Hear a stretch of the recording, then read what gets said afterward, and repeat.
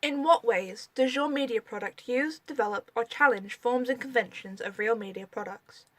Our thriller typically adheres to the natural conventions of a thriller film, setting off with what Todorov labelled as a state of equilibrium. Everything is normal for the girl in the story. Through utilising the stereotypical formula used to create most storylines, with the girl appearing to be the princess according to props character types, we were able to craft a serious, realistic thriller which has some genuinely unsettling moments. There are many thriller films out there which all follow a similar formula: low-key lighting, fast cuts, jump scares, and so on. It is these conventions that we have employed within our own thriller, such as colour correcting the scenes with the figure to a brighter scarlet to convey ideas of blood being spilt. During the nightmare scene, we use fast cuts to show the tension of the scene, which is a technique popular within many other thriller films, commonly leading to the inevitable jump scare. Horror thrillers typically establish a sense of equilibrium, which can be illustrated through the use of superimposition, revealing the girl's Facebook page as a way for the audience to connect with the character. Most modern consumers have a Facebook page, therefore they can figuratively put themselves in the girl's shoes. The mise-en-scene was important in determining a realistic setting to immerse the audience as well. We use an ordinary, everyday setting which would also allow the viewers to associate themselves within the action of the film. The disruption of the equilibrium is suggested through the use of jump cuts during the nightmare scene. We quickly establish a sudden atmosphere of danger and disconcertion. The jump cuts combined with the high-angled shots over the girl and the canted angle view of the figure all serve to intensify the feeling of menace, furthering the premise of disequilibrium.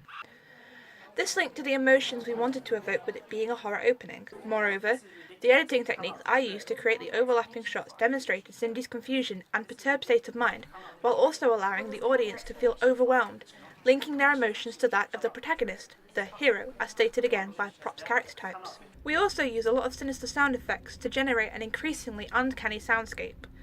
Through the use of shrill female screams and deep bass background noise, a sense of peril is established, which, if applied to Chandler's genre theory, establishes the stereotypical narrative linked with many other horror films, as an unknown villain murdering characters is a common feature of this genre. In addition, the use of the grandfather clock to maintain a steady beat is similar to the use of the metronome in Seven.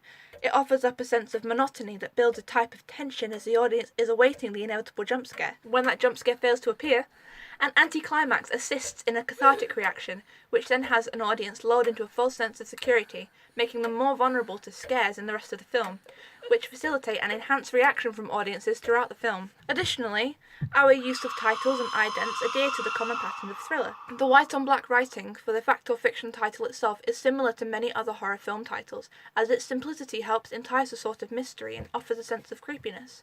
We initially added a certain cyber effect to the title in order to further link to the theme of technology, yet we later scrapped the idea after we received some audience feedback. We already had enough going on visually to require any additional visual accompaniments.